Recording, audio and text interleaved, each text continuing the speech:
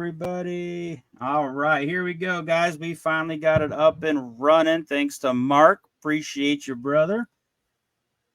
All right. Well, now that we got a little bit of a late start, everybody, welcome to Tranquility Talks. I am subbing in for Grizzly tonight. I'll be your background guy as we let Chris take over and do his thing. And let's see what Chris has for us tonight, guys. Hello everyone, tonight we're going to be talking about how to make peaceful contact with ETs. We got a little late start here, but the quality of the show is not going to be diminished. We're still going to pack a punch, and it is true you can make peaceful contact with ETs. I, of course, talk with my ET race constantly throughout the day and even evenings, and there is a way to make peaceful contact. A lot of people use the CE5 protocols. Some people even go out, ET sky watching and different things, but you can make peaceful contact, and you even with your race, because everybody has some people have a certain race of ETs that they communicate with, but if you don't have a race you're communicating with, you can still make peaceful contact. I will explain how. For me, getting into the ET world, extraterrestrials, of course, I'm a UFO certified field investigator and abduction counselor. I'm also a paranormal investigator, psychic healer, influencer, and viewer. But you can make peaceful contact with ETs because I've done this numerous times with the race I'm with. Of course, they contact me throughout the day. But what you do basically is, if you want to make contact with your ETs, you just simply go outside. And for number one, you got to have a number of things with you. You got to have a good belief system. You got to have a good heart for it, and of course, you have to believe. I mean, just admitting that they're real is the first step in making contact. And once you acknowledge that they are real and that they are out there, you can simply go out and ask for them to show themselves. You don't have to be rough about it. Just say you'd like to make contact with the ETs, and they will come. In fact, I could go outside tonight and just look up in the sky and just ask for my group of ETs, the Zeta race, the Zeta Reticuli, and just ask them to please, give me a sign of your presence. And if I stare for even just a matter of, say, 20, 30 seconds, they will show themselves. And I could right now, I could ask them a question, and they would provide me with the information.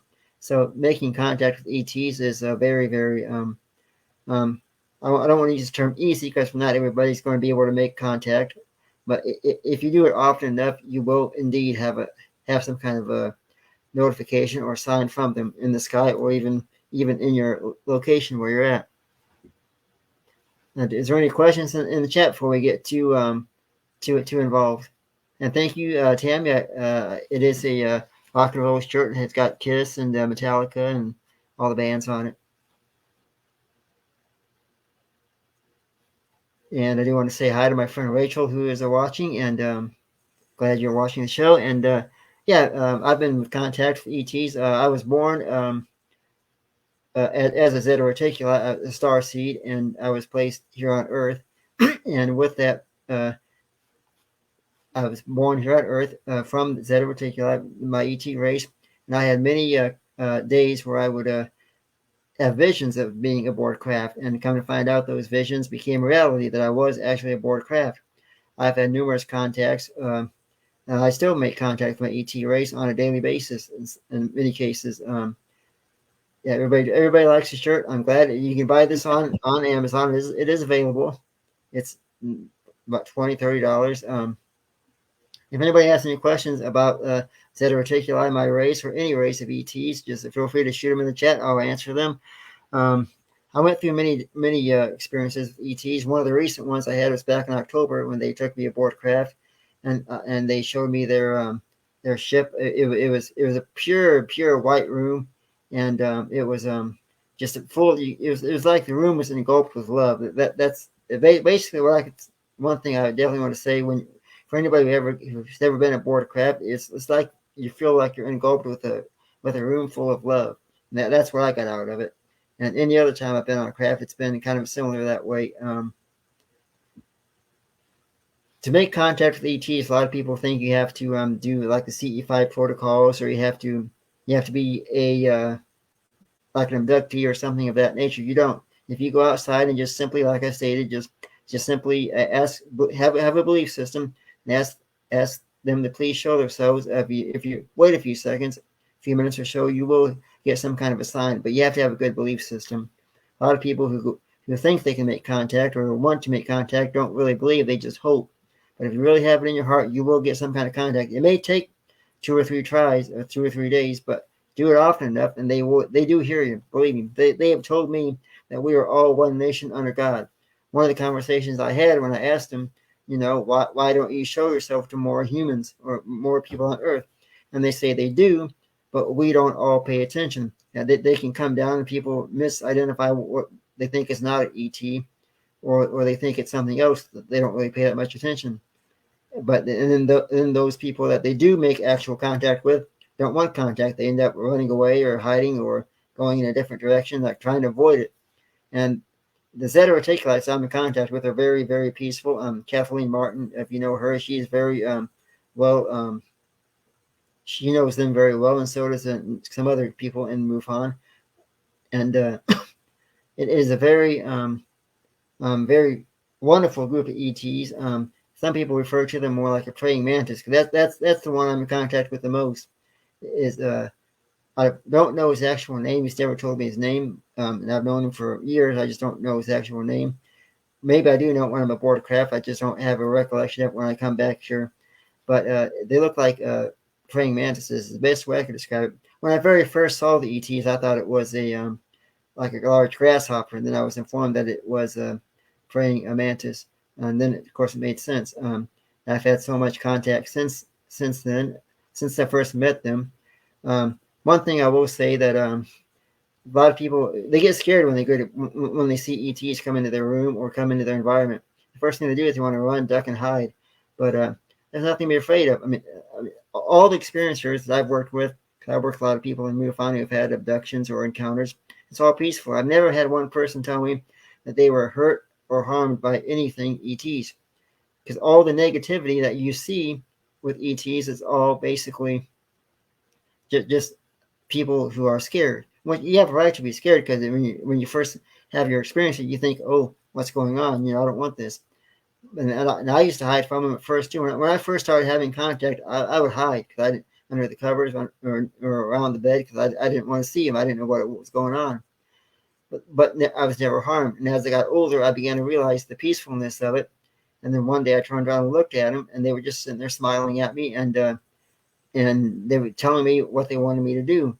I didn't realize what they were telling me at first because it was all kind of like a blur noise. But as I got older, I began to realize, okay, they told me that what my job was to heal and help other people here on Earth. So once I was able to understand what they wanted me to do, I began to make that my life purpose, to heal and help others. I couldn't do a lot of other things I wanted to do in life, and I would fail a lot. And I realized the failure was because I didn't understand my purpose from the ETs. They were holding me back from having what I would consider like a great life because they wanted me to realize my purpose, which is why I was brought here on Earth to heal and help others. Once I accepted that and understood that, I made a promise. I said, "You let me have a life of all the things I want to do, and I promise you I will make sure I help other people every day and put that job first." And as soon as I made that promise to them, I looked up in the sky and made that promise. The doors opened up. I was getting calls from the Travel Channel to do paranormal shows. I joined a local group, became a professional photographer. I joined MUFON, became an abduction counselor. Later, I became a remote viewer, and which I was born psychic as well. I had that ability from the ETs, but I didn't understand that either at first. And then once I did, I learned that I had the ability to heal and help others, and it has been a tremendous tool. And helping people every day has been tremendous. And whenever I need to speak to my ETs, like I said, I just simply just ask a question to them, and then at some point I will get information. It comes to me on my right side, it's like a download. It just clicks. And when I say my right side, it's because that seems to be where the most communication comes from. It seems like it's right over here, and then it just comes right into it. It just clicks, and I get the information. It's almost like just words just pop in there. There's even been times when I've been speaking, like just recently I did a true crimes episode with the Grizzly Chris, and I said north. I did not have north written on my paper, my remote viewing sheets, but I said north. They gave me the word north, and then everybody else in the room said north. that had also was in the group. But any questions in the chat room or anything? Anybody want to ask a question? Are your experiences similar to the ones described by Dave Huggins? I'm not familiar with Dave Huggins. I probably recognize his face. But I some of the experiences I've had, most of them, I have had another individual. I forgot. So interesting, right? Okay, it says so interesting, right? Mainly on right side. Yeah, because the reason why they come on the right side is because of two reasons. Number one, because the that this what they've always done that since day one, and I think my right side is more dominant. Of course, your right side is your psychic side. Everybody has a left side and a right side brain. The left side is where you eat, think, walk, talk, and learn and speak. Your right side is the psychic side. That's the side where you have all your information. I teach psychic class 3 days a week. So when I teach my class, I always teach my classmates that to think with your right side and not with your left side because you're going to get more information over here. And I've never had one student actually fail my class. Everybody that has been in class. Okay, got a question here. It says if you have one question, please put them in the capitals to be easier to read. Okay. Yeah, so ask me anything you want, folks, and I'm free to answer. Even a psychic question, I'll definitely get that answer out to you as well. We got we love to hear questions from the fans and audience members because it helps me understand what your questions are, what you might wonder.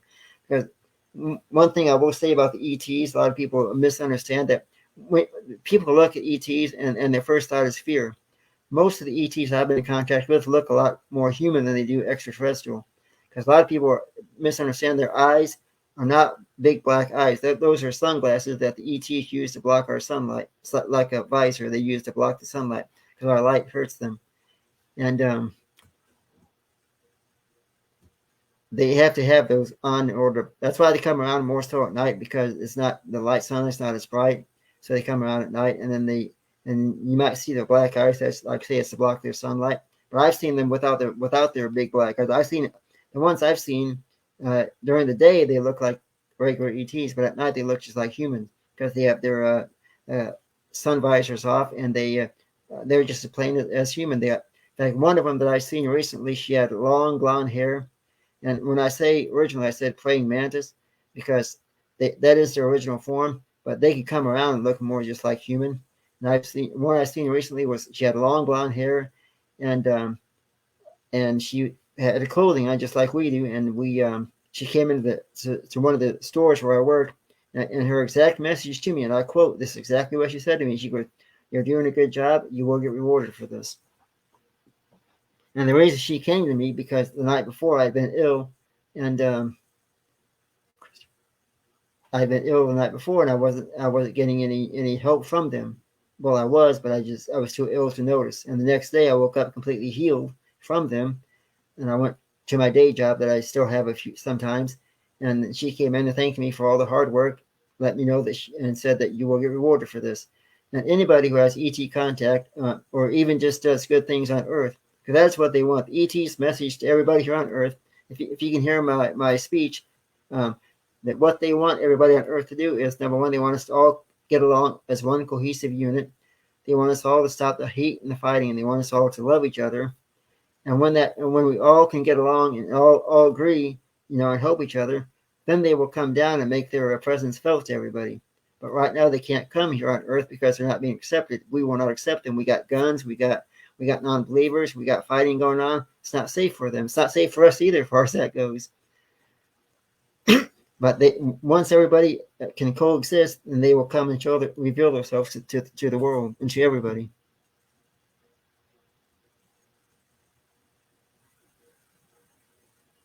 And so All right, you, Sean is asking, Christopher, is the Earth round or? So, do you have any insight on that for us? yes, I can explain that to you real easy.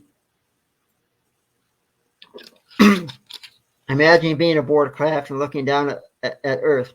I can assure you, Earth is round and it does rotate. Now, I'm going to let out a few secrets about what a spacecraft is like. Now, nobody will probably believe this, but I'll kid you not. A spacecraft can look small when you see it in the sky, and even if it lands, it looks small. Once you get in there, it is humongous.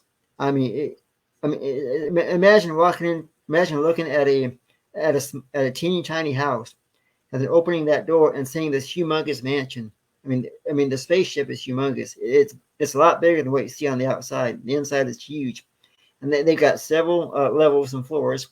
And how the craft is flown is all you have to do is put your hands on the walls like this, and then just in your mind, just envision like going forward or going back. It's all telepathic. You just put anything you want on the craft. If you want food, drinks, if you need to use a restroom, or you just want to talk to one of the other beings, you just do it all up here. Just think it. Anything you think will happen. You can manifest anything you want when you're up there. Like if I wanted a bottle of soda, I would just envision it, and then there it is right in front of me. Well, if you want to fly a craft, you just put your hands on the walls like this, envision where you want to go, and go there. Unfortunately, they will not let everybody who comes aboard craft fly it, because not everybody knows how to fly a craft properly. It may sound easy, but it is. But they think it's more technical, and they won't even let me fly it sometimes, unless they're there to guide me. Okay, we have a question said, I heard aliens do not like dogs. Is that true? No. They like dogs. They when they come, believe it or not, when they come into your environment, a lot of times they will quiet your dogs by kind of like giving them a sleep potion. That they can also quiet your other loved ones in the room, and kind of put them into like a, I don't want to say like a meditative kind of sleep state.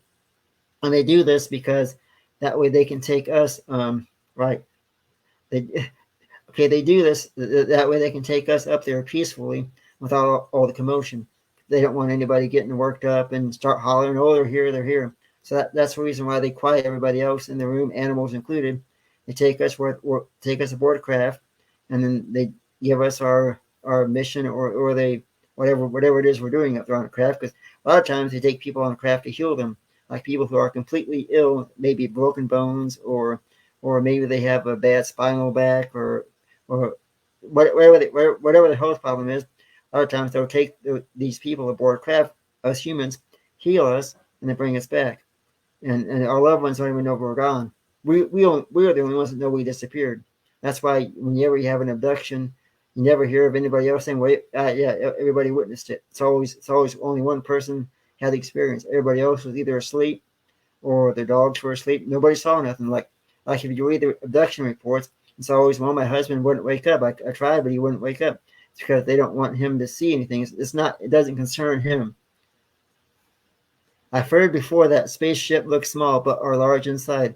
It's hard to imagine, but cool. Or it's once you get up there, it's all like everything is lit. Like every piece of I don't want to use the term like electronic device or furniture. Everything is pure fluorescent, bright lit. I mean, like any furniture would be like blue but lit up. The walls are pure white. Everything. It's marvelous up there. I don't want to use the term magical, but it is. I mean, it's amazing.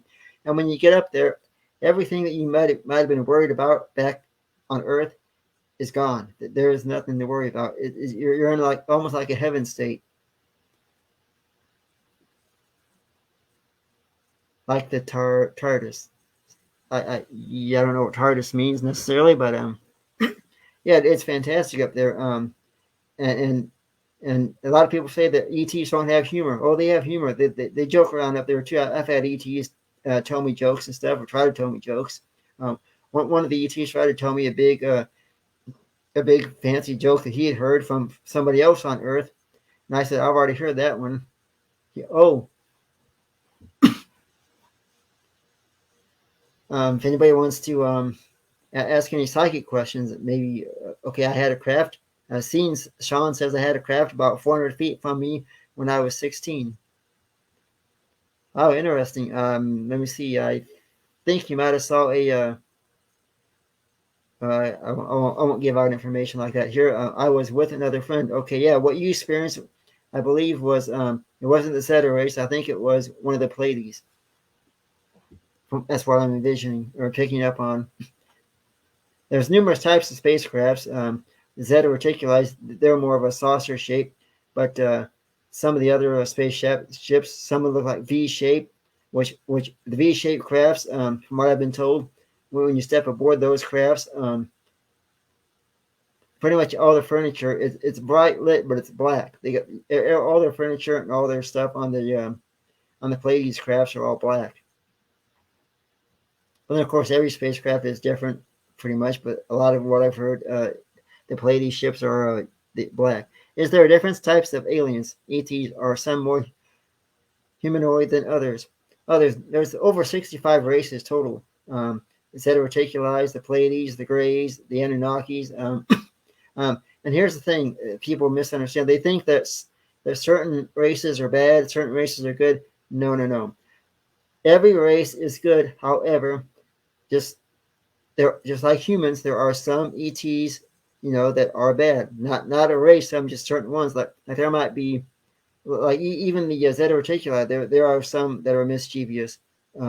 You can't help it. Just like humans, there's bad humans, there's good humans, and same thing with ETs. And some of the ETs, you may not even realize they walk right here on Earth. Like nobody would know just to look at me that I am a star seed.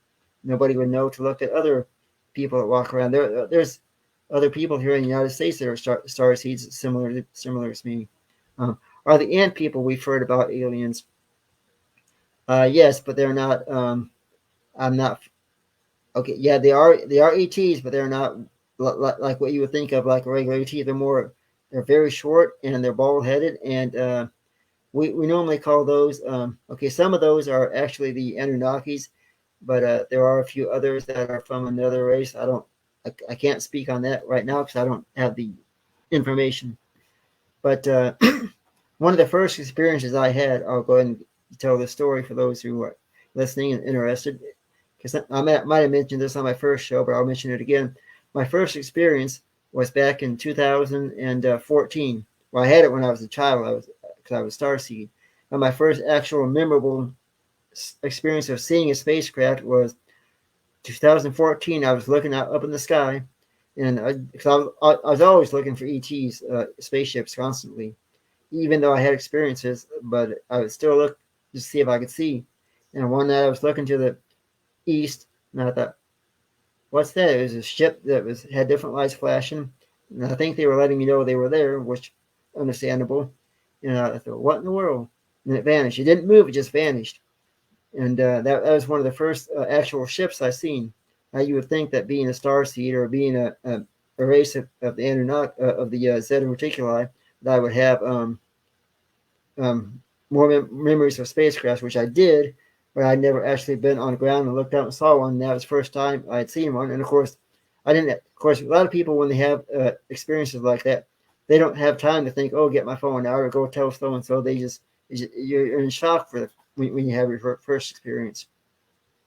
And since then, since having that first sighting of a spacecraft, of course, I've seen numerous spacecraft since then. I say numerous. That was one of the first ones. I can't prove any of these spacecrafts I've seen since then. I have no proof of anything that I've experienced other than my word.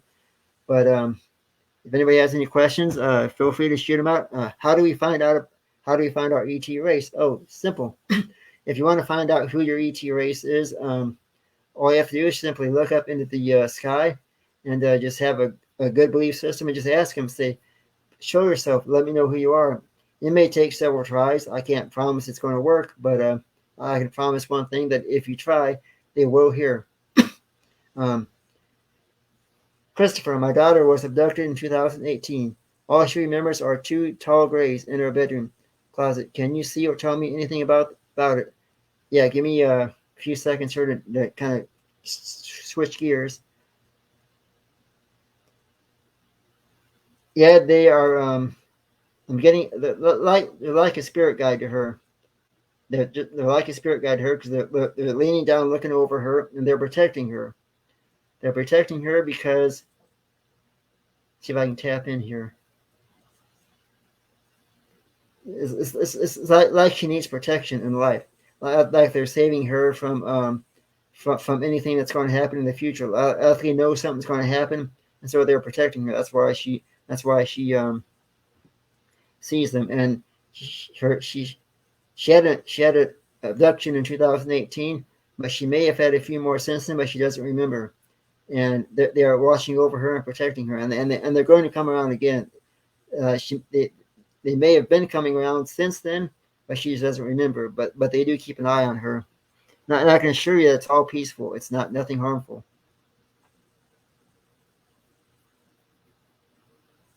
Okay, Tammy Johnson says, I have to ask, even though I'm probably driving everyone crazy with it, do you know what spirit or beings puts a couple of braids in two of my four horses? It is their prior owner who has passed. Let's see. Puts a couple of braids in my two of my horses. Um, yeah, I want to say it's the Pleiades. They can be a little bit mischievous. Some of those can. I think they might have been the one braiding your horses. Oddly enough, this is the truth. A lot of ET experiences seem to happen more out in the country with people who have farm animals, and which is the reason why we have a lot of cattle mutilations. Just last year, I did a case, remote viewing case for the Texas cattle mutilations, and I had to speak to the ETs, not my race, but to the other race, to find out why they were taking the cattle. And what I was told by the ETs themselves during my remote viewing session is, you have plenty of cattle. We're only taking what we need. And what they do is they take the cattle that they mutilate, they take the meat and they store it on the back side of the moon. That is their storage facility. And they keep their supplies there. On the other side of the moon, they keep their supplies there, and then they go and get it when they need it. Now, if you want to know a hint on how to witness that yourself, go get a long range binoculars or a long range camera, point it at the moon, stare at it, take like maybe 100 pictures one night, and then go take another 100 pictures the next night. And look at those pictures. I guarantee you will see shadows moving on the moon. You will see shadows moving around. That is them. Thank you, Barb. No problem. I'm glad to help. My goal on Earth is to help as many people as I can. That's why I was put here, and I follow through with that. Okay, thank you for all the great comments.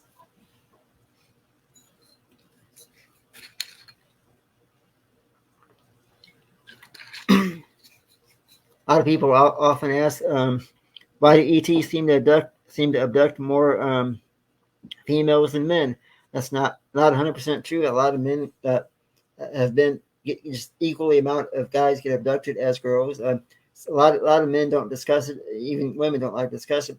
There's a lot of people in the last couple of years that have came out and been able to discuss their abductions or their experiences that they've kept hidden for so long, because people are now hearing about MUFON, hearing about all of this on the news, and so they're starting to come out with their stories.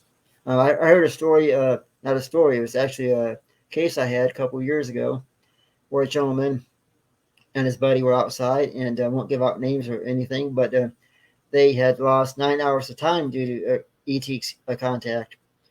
They lived out on a farm, and they saw this humongous black ship, which I would say was a Pleiades ship, fly right over. Well, the ship only flew over for just a few seconds, but during those 2 seconds, they lost 9 hours of missing time, and they had started their outdoor adventure. They were outside just horsing around at 9:30 at night. Mom and Dad was in bed sleeping. Yeah, and then they saw that ship, and it was 5:30 in the morning. They lost that much missing time. Now, what happened during that 8 to 9 hours of time? Um, my guess is that the ETs were coming around looking at their cattle. They didn't get abducted. If they did, I would have picked up on that. But they were looking at the cattle, looking for cattle to take, and they didn't find any. But they had that 9 hours of missing time. Oh, Tammy says, "Wow, thank you. I live in San Antonio, actually in the city, but enough land for horses." Thank you, Tammy.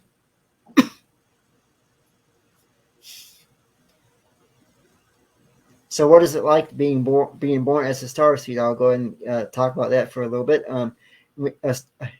How we are brought here on Earth, and this is I was going to save this for another show, so I'll just kind of tap on this a little bit. What happens is your conscious is placed in a holder. Okay, a lot of conscience. Everybody's placed in a holder. It's your conscience, not your body, but your mind, your conscience, like a soul.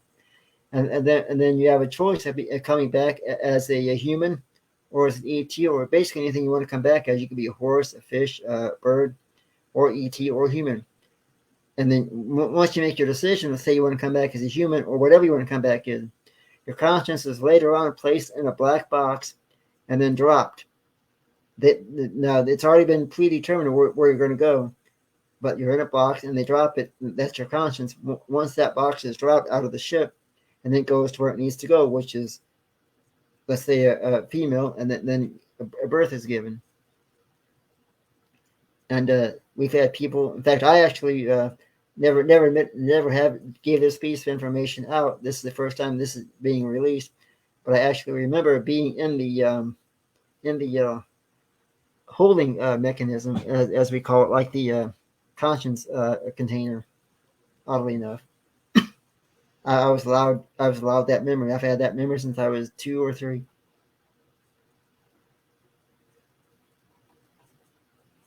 I know I've never spoke to Travis Walton. Haven't been. I'd like to, but I know a lot of people, but I don't usually bother them because their schedule is just everybody's busy as mine. I've met Travis a few times, man. He is a really great guy, very humble, and just absolutely wonderful to talk to about his experiences. And like I said, just a great guy, Chris. So if you ever get a chance to meet him, definitely take that opportunity because he is fantastic.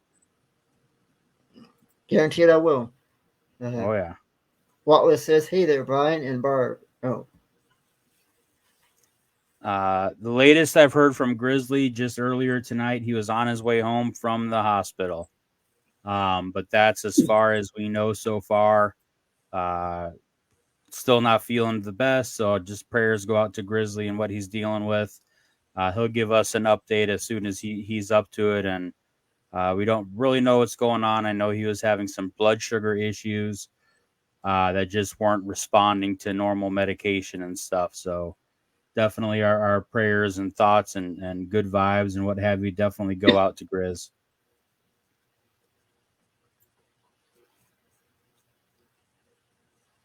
yeah. Rachel says, "I had a memory of beings at a young age. I think they were monitoring me." Yes, they were monitoring you. Nothing bad. They were there to help.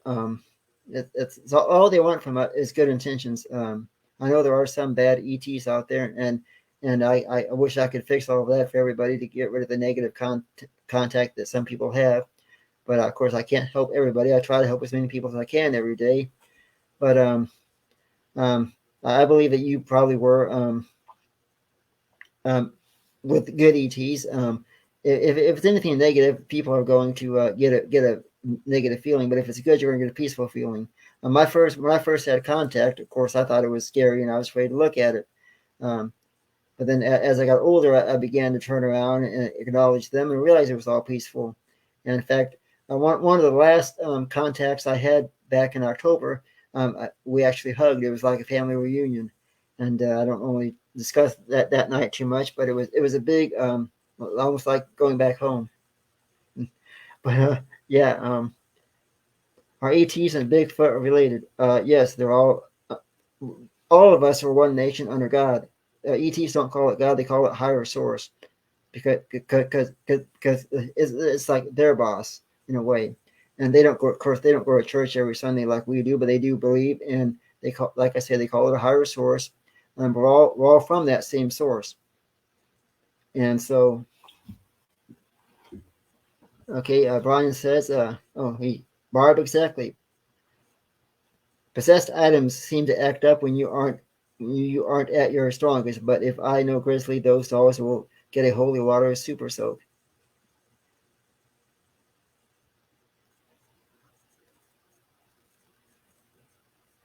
There is games and activities up there aboard spaceship too. Believe it or not, they will let you play around with some of their things, things like little activities and stuff. They actually have an activity room if you want to go and play games up there. They have an activity room where kids go and horse around and do things. It's very, very, very peaceful up there. I will say people will think that getting abducted or being with ETs are going to be a lot of scared or you're going to be hurt. Not at all. It's all just a big kind of like a love fest. The only way I can describe it is like when you're up there, you're full of love. Christopher, says Brian, what's the most intense abduction case you have dealt with? I had one last year that got very emotional. He or she, I won't give out who, but had experiences since they were a kid, but also they had brain trauma from an accident. So they were seeing both uh, flashes from their brain injury plus ET lights coming in during the abductions. And I had to work with her, and she was very, very upset and emotional. And it was our third conversation over the phone. And when she looked at me, it damn near broke my heart because she asked me, she says, Chris, can I ask you a question? I said, sure. And she just in tears, she goes, am I being punished for all this? And no, you're not being punished at all. And I reassure her that everything's fine, that you're not being punished. And I told her, I said, I will never let you go as a patient until you want me to let you go. And it was one of the hardest cases I've ever done because when she asked me if she was being punished, it, it, it's, it's hard to tell somebody, how what's going on with them because you don't want to hurt their feelings. Because some people don't want to know they're being abducted or they don't want to know they're having contact because it's terrifying. Even if what they're going through is actually peaceful, but they're viewing it as being terrifying, then it's hard to break that news to people. Like, I mean, how do you tell somebody sorry, but you're being abducted every night or every few nights? They they don't want to hear it. So I always try to bring the news to them in the most peaceful way that I can. I try to kind of ease it into and let them know that, hey, it's okay, but here's what's going on. Barb says, Christopher, do you have human parents? I apologize because I don't know every much. Yeah, I have human parents. I was brought here on Earth. I do have human parents. I've had human parents for 44 years. Um, when I was first brought here on Earth, I just grew up as a regular child. However, as I got older, I began to realize I had psychic abilities, but I didn't know it was psychic abilities. I thought it was just, what they say, like, oh, just a lucky guess or gut feeling. That's what I thought. And then as I got older, I began to have a memory of being in that holding chamber where the conscience is. I started having memories of that. And then later on, I um, took a while, but as I got older, I began to realize that I was having visitors at night. I was scared to know. I was scared to know what was going on until I finally was able to look at him one day, and started to communicate with him and understand things better. And that's when I started realizing what was really going on. Now, did I tell everybody this? No, I didn't tell anybody. I mean, first of all, you tell anybody what's going on, they're going to think, oh, you're crazy, you're nuts, or son, you need help. You need help, buddy. That's all the ridicule. So I just kept it to myself. It wasn't until I made that promise to the ETs to help everybody I could. That's when I decided that okay, maybe I can start opening up a little bit about this. And then I once I made that promise. So what happened was I made the promise.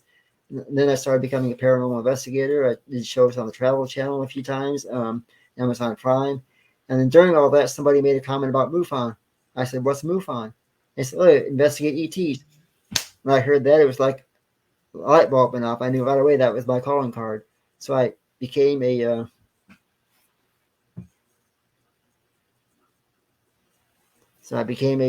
MUFON field investigator. I got a chance to join the abduction group, the ERT Experience Resource Team, where we help people who have had abductions or contact experience. I've been with MUFON for a couple, 4 or 5 years now, 3 years maybe.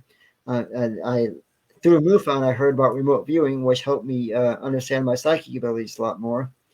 And then from there, I went on to do numerous things. I work so many different areas, and no problem, Barb. I'm glad to help. I'm glad to help anybody. Everybody that needs help, I help. I never turn a person away that needs help.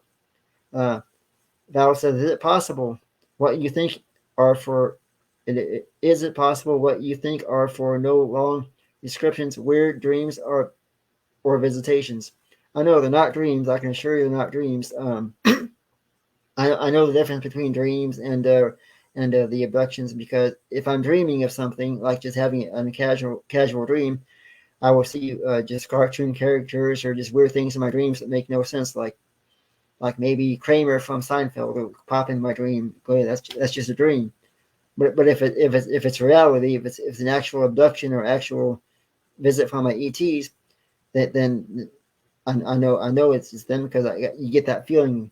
Because when the ETs visit me, I get a feeling that comes over me, so I know they're there. Plus, I get information, like even tonight here on the show, they actually provided me some information. So if you play this back and you see me kind of look over like this, you'll know who I was talking to. Just okay. Grizzly says, just got home from the hospital. Been in the ER all day. They are puzzled about my condition, so I have to get more tests done next week. Sorry I was out of commission. Get well, Grizzly. Take your time and get back to 100%, and come back when you can. Brian says, out of all the shows you have done, Christopher, has there been any um, turned down due to direction? Uh, I guess he's wanting to know if I've been turned down for any talk shows. I've never been turned down from a talk show. I've never even turned a talk show down. If anybody needs help or wants me to do a show, I'm always up for it. Even if I have to work it into my schedule, I'll make sure I get time for everybody. I never say no to anybody unless I really feel like I have to. I actually meant my own dreams. Sorry, should have been more specific. So, what was the original question, Val? Is it possible what you think are for no long? Is it possible? Okay. Um, and then he wants. You're asking. Okay, I'm actually meant my own dreams. Sorry. Yeah, your dreams could be. If you want to know if your dreams are dreams or actual visitation, then when you have those dreams, ask them to verify themselves. If you are afraid that who you're dealing with isn't what you think they are, tell them to identify themselves. And you tell them they have to, because if you make them identify themselves, they will tell you who they are. They have to. That's the best way I can. That's the best advice. Always make sure they identify themselves, so you know who you're working with.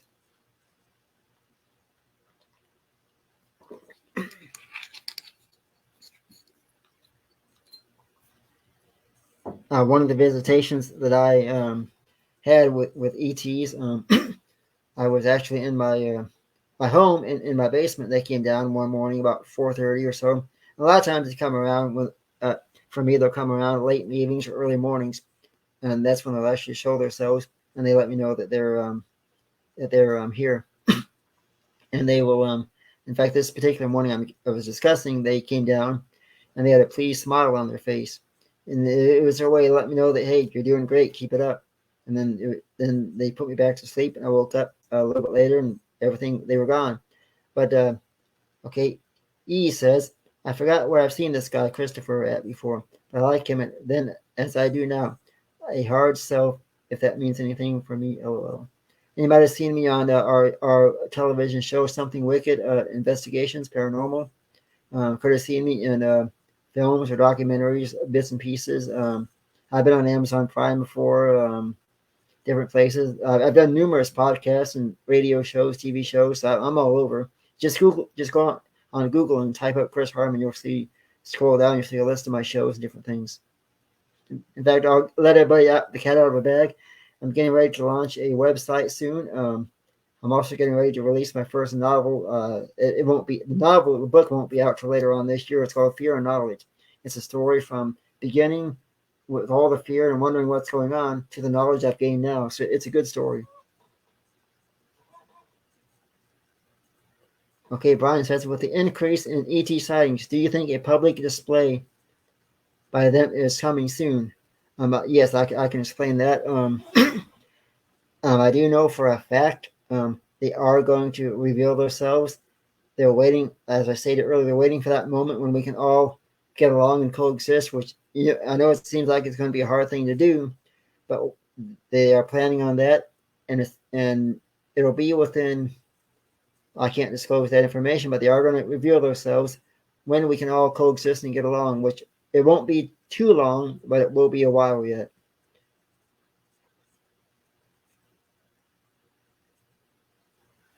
Yes, Tammy, that will be a good book. I'm not sure when it's coming out. I don't usually I give out information exactly when the release dates are for shows and stuff because I don't want to spoil everybody's excitement when it does come out.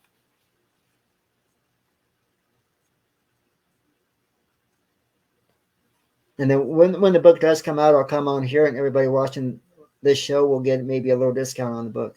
Um, it's all happening, says E. Oh yes. So everybody watching, if you want to make contact with your ETs, go outside tonight on a nice night, look up in the sky, and tell them you believe in them and you want them to show themselves. After a few nights of doing this, don't be surprised if you don't see one. It might be just a bright light in the sky, but you'll notice them. And here's the thing: when they make contact with an individual, that individual only will see that contact. That's why a lot of people say, well, I didn't see nothing, because when they make contact with you, it's meant for you. They don't show it to everybody. Now, in some cases, when they're just flying by, more people can see that. But if they're specifically making contact with, let's say, Justin here, then only he will have that contact. Nobody else will.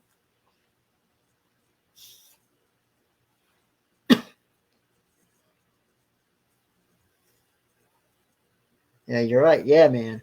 Um, some of the unique cases I've done. I did a case here. I did a case. I don't know if I mentioned this on my first show. It was an outdoor rock and roll heavy metal festival. Now this is a unique story here because this is how things can kind of get confusing, because it was a 3-day outdoor festival, heavy metal rock and roll show, and everybody's drinking, enjoying the show, concert, bands playing live, different bands, and all of a sudden people look up. Right in the center of the sky is a spaceship, and man, it's at low. And they captured the photos of this, and I was the photographer, the photo analysis guy on the case. So I investigated the photos and investigated the case. And when you enhance the photos, well, it's definitely an ET ship, or so we thought. It took 6 months of investigating to find out that that was not a UFO ship, despite what it looked like. Now, here's the thing: the best way to be able to tell if something is a real UFO or not. Okay, is it moving erratically, stranger than anything you've seen before? Does it have different move patterns? Is it fast? Are the lights blinking on an off type pattern? Is it shape shifting? Is it doing things that normally nothing else would do? Because if that's the case, then you're probably looking at a real ET ship. And we thought this really was a ship based on the photos. What we found out 6 months later is that it was not a ship, because we had to interview all the band members and interview the people that were there, and we found out by some other photos that were given to us that the display lights on the stage reflected off the moonlight, which gave a holographic image in the sky of a spaceship. And the photos were taken by the fans, and when you enhance the photos, you're enhancing the photos so it looked more like a spaceship. So it was not. It was just actually the lights on the stage that reflected. And so sometimes if you think you see a spaceship out in the sky, you could be just misidentifying it. So always ask yourself: is it moving weird than anything you've seen before? Is it fast? Is it slow? Are the light patterns off kilter? Is it like red, blue, green, blue, red? Or are they flashing in a sequence like red, blue, green, red, blue, green? If lights are flashing in a sequence like 1, 2, 3, 4, 1, 2, 3, 4, that's probably not an ET ship, because ETs, when they flash their lights on their ship, it's always going to be kind of a weird pattern. And ETs, when you're on ship, you can make basically any color lights you want. You can even make a spaceship a shapeshift. Some ships, and I know this for a fact, can turn and morph into different patterns. Like it could start off like a tic tac shape, and then if they want to, they can morph into a different shape. Sometimes you'll see a ship in the sky that could come around 2 or 3 times in the same area, and it might look different, and you think it's a different ship when it's actually the same ship, just in a different formation. But like I stated earlier, no matter how small or a ship looks, once you get aboard craft, it is humongous. I mean, it would take you hours to walk through the whole thing. But however, some cases you're not allowed to go into other areas. Some of the other areas are off limits to you. They'll make you stay on a certain area because they want you to get comfortable with one area and get familiar with their terms and their rules. Because there is rules on spaceship. When you're on a spaceship, there is rules you have to follow. It's almost like being in school. You have to follow the rules. They won't let you just do whatever you want. If I ask them, hey, can I fly the ship tonight? They might say, no, we have a mission to go to. We can't. Um, Roger says, are some of the aliens ETs behind the cattle mutilations? Like some people, yes, they take the cattle for food supplies and they put it on the back side of the moon. That is the storage facility, the back side of the moon. Um, and if you want to witness this for yourself, go outside, get you a nice camera with a good view, take 100 photos of the sky tonight, take another 100 photos of the moon, the sky tomorrow night, and then look back at those photos. You will see shadow figures up there when you look at the photos, and that is the ETs. The reason they take the cattle is because of the food. They use it for food because they eat meat and vegetables and all that like we do. They eat the same type of foods we do, but they store it on their facilities, the moon. And the food they take is cattle. Now they don't take all the cattle; they just take enough what they need for their food supplies. And they've told me that specifically, so I know. So they're not going to harm us. They're not here to do any harm to us. They want us to grow and populate. They want our help, and they chose people like me and other people to help spread the word. That's why I'm able to heal people, because they gave me the ability to help them heal other people, because they can only reach so many people. Just like I can only reach so many people in helping. I can't help everybody. They can't help everybody. But together we can help a lot more people. When I was younger, E says, when I was younger, I saw a UFO, daytime, off in the distance. Went to share it, and it was gone. A couple of years later again, but knew not to bother, and that's it. Knew I saw it. Kind of strange, but true. Yeah, I believe we did see a UFO fly by. Saucer shape, and you might have saw the Zeta Reticuli. I can't speak on their behalf, but I think you might have. Not the only time I've witnessed the UFO stuff, but it's whatever. Yeah. I believe you saw the Zeta Reticuli because they do come around the saucer. There are other saucer-shaped ETs, but I know the Zeta Reticuli come around more than some of the other ones. There's 65 races total. Not all of them come around to Earth. A lot of them stay back. Because there are other planets like Earth. There are other Earth planets out there. And they get visited too by ETs.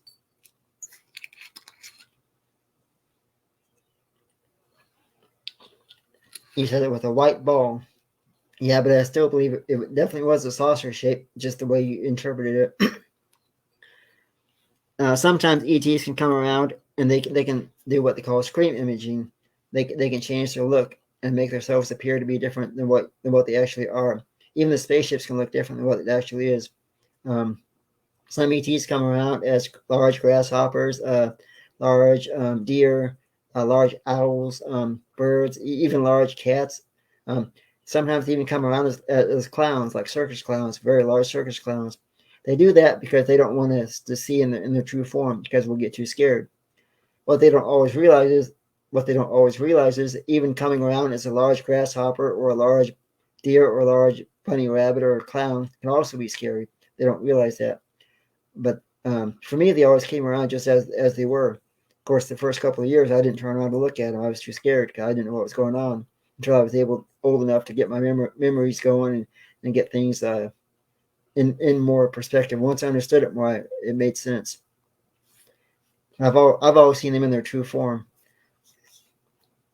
And I know some of the ones that have came around for me are actually human. Like I had one that came into a grocery store last year where I worked, and she was just a regular human, but I knew who she was once she passed by me and she spoke to me and let me know that I would get rewarded for all the help I've done with them. She said, "You will get rewarded," and I said, "Thank you." And she just like a human. No, that was not her true form, but that's why she came to me. Rachel said, "I saw one in 2014, which awakened me, I think." Oh, yeah, the one you saw in 2014 did kind of help awaken your not only your psychic abilities, but also kind of awaken you spiritually. All ET contact does make people feel more spiritual and more in tune with the world per se.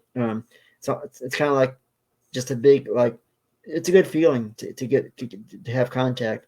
And a lot of people don't realize it; they're too scared or too frightened. But over time, you begin to realize how peaceful and wonderful it is. That's what they do. They give out love. That's what they want for everybody is love. They don't want no harm. They want everybody to have love, to get along, to coexist, and to live a great life. And if we could all coexist and start getting along, that would make the big reveal come a lot sooner. Of course, it's going to take a lot of work on our parts as humans to get everybody to coexist, but we can do it. Everybody who hears this message, if we can all coexist and get along, then not only are we pleasing them, but we will get rewarded for it. If you do something good every day in your life, you will get rewarded for it. I can promise you that.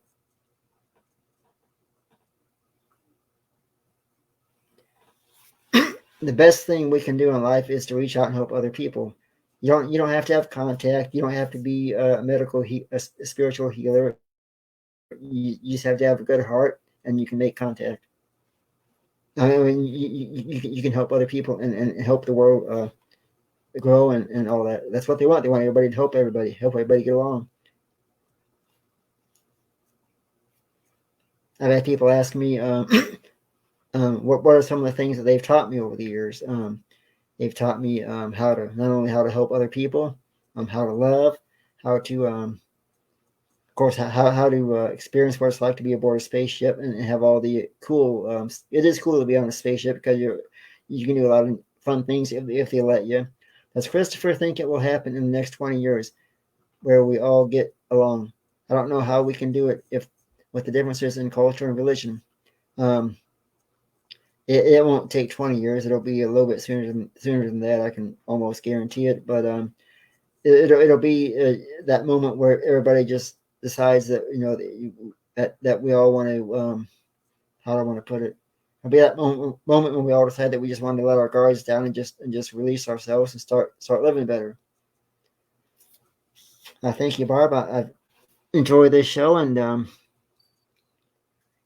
so yeah, if everybody just like as soon as the show ends, everybody just says thank you to each other and starts getting along. It'll make everything happen quicker. And even when the reveal happens, it's not going to happen because everybody got along. It's going to happen because more people become more awakened.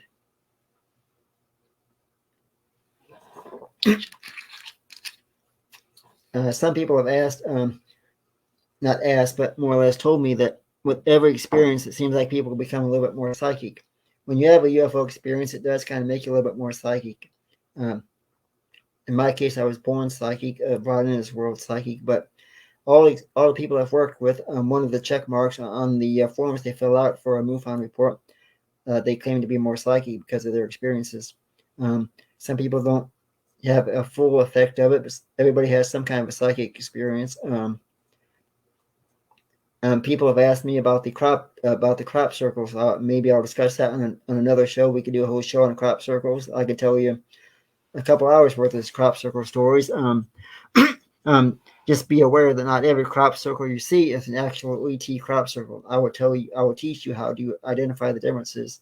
What everybody can do tonight, or even starting this week, is if you want to make contact, like I stated, go out, look up in the sky, let them know you believe in them, open your heart up, and ask them to show themselves.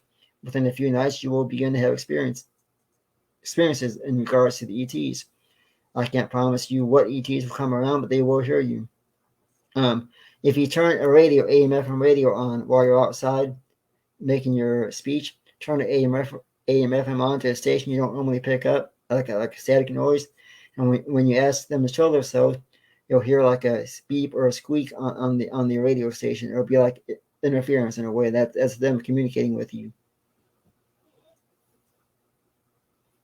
Or if you have a walkie-talkie, you turn that on, and you'll still hear a little noise from them, because it's almost like like the old dial-up internet. That's what you'll hear. And I can assure you that anybody who has contact, it'll probably be peaceful. I don't think that the ones that do the harm to people are not going to come if you call them. They only come when they feel they need to attack or hurt or harm. It's sad that they do that, but it does happen. Um, Christopher, do you work with people who are empathic? I'm realizing now that I have the gift. My sensitive friends said they knew it all along, but I'm having trouble turning out the negative. Yeah, I work with people that are empathic. I've had many experiencers that have been psychic because of their experiences, and some people like there's a individual I'm working with now that is empath, and he is going through a lot because he has numerous type of encounters. I won't go into details on that. It's a personal case, but I'm working with him to help him understand what's going on. It's hard because once you realize you're psychic, you communicate with things you don't want to communicate with, like deceased people, and they won't leave you alone. They haunt you night and day because they're standing there begging you to help them. They won't cross over, and it's hard because it's like having a complete nightmare 24/7 every freaking day. But I'm able to put all of that.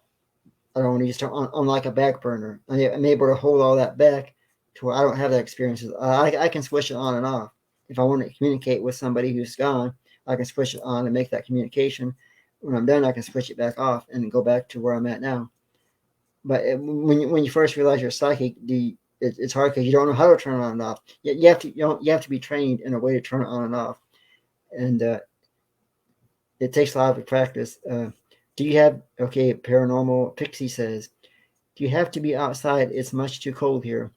No, you don't have to be outside. Just sit quietly for a few minutes. Go and just kind of meditate for a few minutes and say, "Hey, I believe in you. I want to make peaceful contact," and you will. It might take a few days, but you will get contact. But yeah, All as I right, said, guys. What no, go ahead. what an interesting hour, man. So much information, Chris. Thanks so much, buddy. Do you want to keep going or do we call it at an hour for us? Is that what we normally do? Yeah, we can call it. That'll give me a chance All to right, because save more that stories for was a another. quick hour. That was a quick hour, man. Holy Moses. Uh, thanks, guys, for bearing with us. We appreciate it. I know we had a bit of a rough start, but thanks to the team that we have here under Grizzly, I just want to say thanks to everybody out there. And that's what this is here, man. We're a family with Grizzly on the hunt. Grizzly has brought us all together. We work well together. We're very thankful for him. Prayers to Grizzly that he gets better and that we will continue to work together to keep stuff running for him while he's on the heel. All right, Chris, thanks for letting me come on with you tonight, man, and listen to you. And wow, what a whole bunch of information, dude. Absolutely wonderful. Next week, I'm sure you're going to have a lot more going on. Guys, don't forget, smash that like button. I've only got 3 likes I've shown.